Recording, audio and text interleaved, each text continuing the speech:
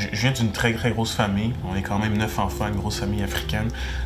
L'immobilier n'est pas quelque chose qui était inculqué dans la maison. En fait, depuis que je suis jeune, il y a vraiment un événement qui m'a marqué, qui a vraiment réveillé en moi cette passion pour l'immobilier. C'était vraiment lorsque mes parents ont acheté leur première maison et qu'ils ont fait la rénovation du sous-sol. J'étais capable de voir la transition du début jusqu'à la fin et aussi de comprendre qu'à cause de ça, la maison avait pris de la valeur. Donc là, il y avait une cloche qui avait été sonnée en moi et je me suis dit, hey, c'est quelque chose d'intéressant ça. Par contre, j'avais une autre passion qui était l'entrepreneuriat.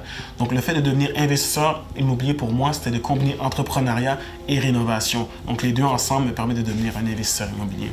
J'ai une compagnie d'estimation en construction, donc en fait c'est vraiment tout ce qui est commercial et industriel. D'ailleurs, c'est ce qui a été le tremplin qui m'a permis pour moi de pouvoir me lancer dans les flips immobiliers. Je vous dirais que je suis très fier de mon premier projet. Pourquoi? Parce qu'à la base, j'avais fait une erreur. J'avais mal calculé ma valeur marchande de revente. Par chance, je commençais mon coaching double la semaine d'après.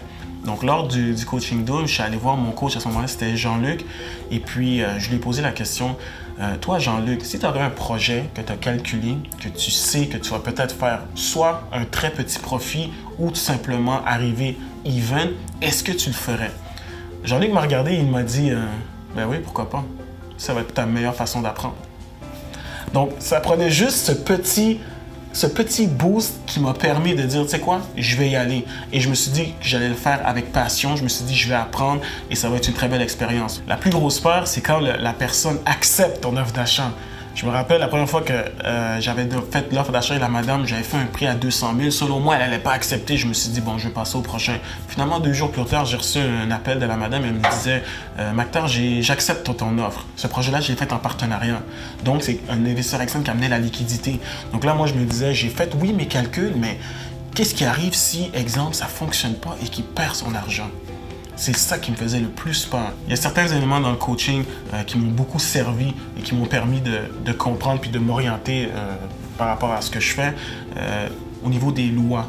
Le fait d'avoir, exemple, un avocat qui vient nous parler puis qui nous explique exactement comment ça se passe au Québec, les lois, c'est-à-dire de se lancer dans quelque chose qu'on est confiant parce qu'il y a un avocat qui nous l'a confirmé. Lorsqu'on se lance dans des projets comme l'immobilier, lorsqu'on parle de certains montants d'argent, le fait de s'éduquer, ça va faire toute la différence.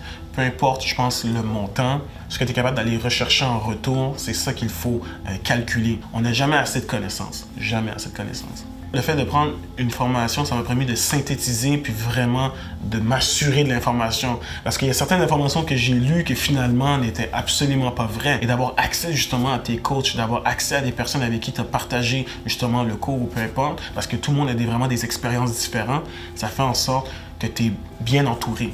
Avant de me former, moi je dirais que j'étais très enthousiaste à l'idée de me lancer dans l'immobilier. Par contre, il me manquait quelque chose. Il me manquait cette assurance-là. Dans le fond, il me manquait cette validation. Et il me manquait aussi des contacts. Ce que je trouve intéressant avec les cours donnés par Ghislain, c'est que avec les nombreux projets qu'il a réalisés, tu vois l'expérience qui parle. Donc, dans un sens, lorsqu'il donne une information, c'est une information qui doit être prise au sérieux parce que c'est soit quelque chose qu'il a déjà vécu ou soit quelque chose qu'il a déjà expérimenté. C'est très important d'être formé. Et une fois que tu es formé, c'est d'être capable de croire aux chiffres, de croire, exemple, à ta grille. Tu rentres tous les chiffres dans ta grille. Si ça fait du sens, lance-toi. Selon moi, la pire erreur que j'ai faite, c'est d'avoir trop attendu. J'ai commencé, je me considère avoir commencé jeune, mais j'aurais pu commencer beaucoup plus jeune. Parce que, selon moi, il y avait toujours ce blocage de « non, je suis trop jeune, je dois attendre », alors que non, il n'y a pas de blocage. Si tu as les connaissances nécessaires puis tu es capable de te lancer, ben lance-toi, peu importe l'âge que tu as. J'ai acheté ma première maison il y a 4 ans environ, donc j'ai acheté cette maison-là que j'ai rénovée et puis ensuite j'ai fait un bachelor pour permettre que ça paye mon hypothèque. Ensuite, j'ai acheté un condo au centre-ville de Montréal, dans la Tour des Canadiens, pour éventuellement pouvoir faire du Airbnb avec ça. Je viens de faire l'acquisition d'un condo à Île-des-Sœurs pour mon prochain projet. Je prévois le 1er novembre une autre propriété à Saint-Eustache. Donc, je passe de un flip à 2 projets en même temps. On a tous quelque chose en commun. On aime ça avoir du temps, que ce soit pour faire nos passions, que ce soit pour être avec nos amis, que ce soit pour voyager.